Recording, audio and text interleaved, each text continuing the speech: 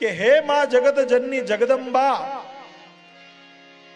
બ્રહ્મા અને વિષ્ણુ સહિતના દેવતાઓ પણ તારી આરાધના કરે છે. બ્રહ્માજી અને વિષ્ણુ સહિતના દેવતાઓ પણ તારો પાર પામી શકતા નથી માં. પણ આ જગતની અંદર જે કઈ દેખાય છે અથવા તો જે નથી દેખાતું એ બધું જ તમે છો. શરીરની અંદર વસતી શક્તિ પણ તમે છો. સંસારની અંદર જરૂર પડે એ લક્ષ્મી પણ તમે છો. અને કઈ કાર્ય કરવા માટે જે બુદ્ધિની જરૂર પડે એ સરસ્વતી પણ તમે છો. હે માં, અમને એવી સદબુદ્ધિ આપો. આજે બુદ્ધિ તો બધા પાસે છે, બુદ્ધિ વધી છે, સુખ વધ્યું છે, સગવડ વધી છે, પણ એની સામે સદબુદ્ધિ ઘટી છે, શાંતિ ઘટી છે. આજે સગવડ વધી, સંપત્તિ આજે 20 વર્ષ પહેલા તમારી પાસે જે નતું એ આજે છે બધાની પાસે, પણ શાંતિનો વિચાર કરો તો 20 વર્ષ પહેલા એમ થાય કે નહીં, ત્યારે શાંતિ હતી, પ્રેમ હતો, ભાવ હતો. અત્યારે માણસ અશાંત છે. શું કામ છે એ જ ખબર નથી. મેં શરૂઆતમાં કીધું એમ કે દોટ ઊંધી છે, જવાનું છે આમ અને દોડે છે આમ, એમાં દુખી છે.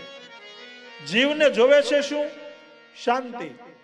પણ એને એમ થાય છે કે મને સગવડ મળી જાય, એક ગાડી મળી જાય તો મને સુખ મળી જાય, શાંતિ મળી જાય, એક સારું ઘર મળી જાય તો મને શાંતિ મળી જાય, મને થોડુંક સોનું મળી જાય તો શાંતિ મળી જાય, થોડુંક બેંક બેલેન્સ થઈ જાય તો શાંતિ મળી જાય. પણ એ બધું જ રાત દિવસ દોડ્યા પછી મેળવે છે અને પછી એને એમાં શાંતિ તો મળતી નથી, એટલે અશાંત થાય છે. કે આ બધું મેળવવા માટે મેં રાત દિવસ જોયા વગર દોડ્યો, પણ મારે જે જોતું હતું એ તો મને મળ્યું નહીં, શાંતિ તો મને મળી નથી. એટલે માં સરસ્વતીને પ્રાર્થના કરવાની કે હે માં, ખાલી બુદ્ધિ નહીં, મને સદબુદ્ધિ આપજે. ગુજરાતીમાં એક બહુ સારું પદ છે માં સરસ્વતીનું. હું કરું વિનંતી માં આપની, હું કરું વિનંતી માં આપની, કે સુધારજો મારી મતિ. માં સરસ્વતી, માં ભગવતી, માં સરસ્વતી, માં ભગવતી, હું કરું વિનંતી માં આપની, કે સુધારજો મારી મતિ. માં સરસ્વતી, માં ભગવતી, માં સરસ્વતી, માં ભગવતી.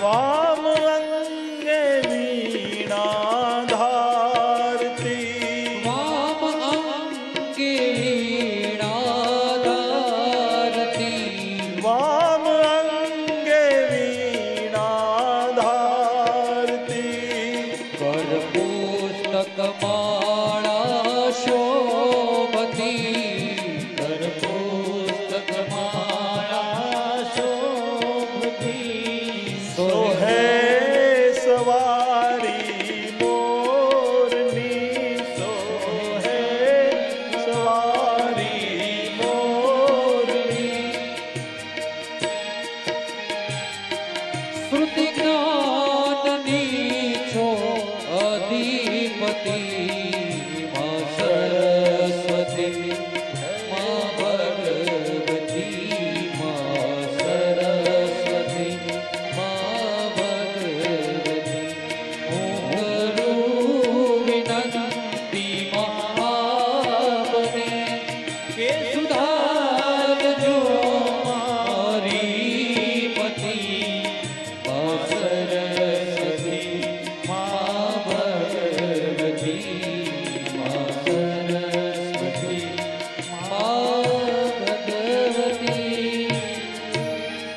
યા મુક્તિ હેતુર વિચિંત્ય મહાવ્રતાતમ અભ્યસ્યસે સુનિયતેન્દ્રિય તત્વ સારે મોક્ષાર્થ ભીર મુનિ બિરસ્ત સમસ્ત દોષે વાર્તા ચ સર્વ જગતા પરમાતિ હંત્રી. હે માં જગત જનની જગદંબા, આ જગતની અંદર જે મોક્ષની અભિલાષા રાખવા વાળા મહાન ઋષિઓ છે, એ પણ જેનું ભજન કરે છે, એ પરા અંબા, એ પરા વિદ્યા, એ પરા પ્રકૃતિ તમે જ છો. આ જગતની ઘોર પીડાનો નાશ કરવા વાળી શક્તિ પણ તમે જ છો. આ જગતની અંદર